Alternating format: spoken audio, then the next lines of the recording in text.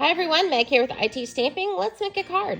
I'm going to start with the Cheerful Basket stamp set. I'm going to stamp this in Orchid Oasis onto some basic white cardstock. I'm using my Stamparatus in case I need to go back over it. I love this sentiment so much. It's just such a great one. It says, "You fill my day with happiness." Super cute. All right, so we've got our stamping done, and then next up we're going to do some die cutting. I'm using my mini machine along with my Scalloped Contours die set.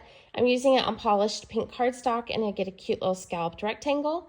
Then I've got a piece of white cardstock that's 4 inches by 5 1/4 inches, and I'm using up scraps of pattern paper.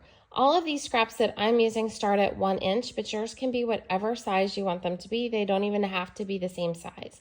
I'm going to start with just a basic T pattern, and then I'm going to build from there. So I'm just mixing and matching the different scraps from the same paper pack, and then trim off the excess. That way I can use up those scraps as well. I love any project that allows me to use up scraps because I always have them laying around, and I've learned if I don't use them right away, they're going to get damaged or never used, one or the other. All right, so I'm going to do a good job on this one. I think it did at least. I'm mixing some bright patterns and then throwing in some dark patterns. I don't want half the card to be bright colors and the other half to be dark, trying to mix them in different ways and using up all the different patterns. I found that I was able to take these 1 inch scraps and I made a whole stack of these cards. Seriously, I made 10 of them in under 30 minutes because it's just using up scraps. And then I threw out what was left and it just felt amazing.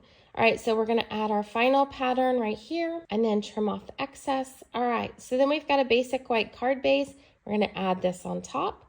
All we have left to do is add in our sentiment layers. So I've got dimensionals behind that scallop rectangle and then our sentiment on top. And just like that, my friends, we are done.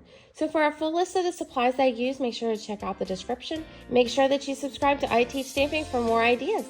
Have a great day.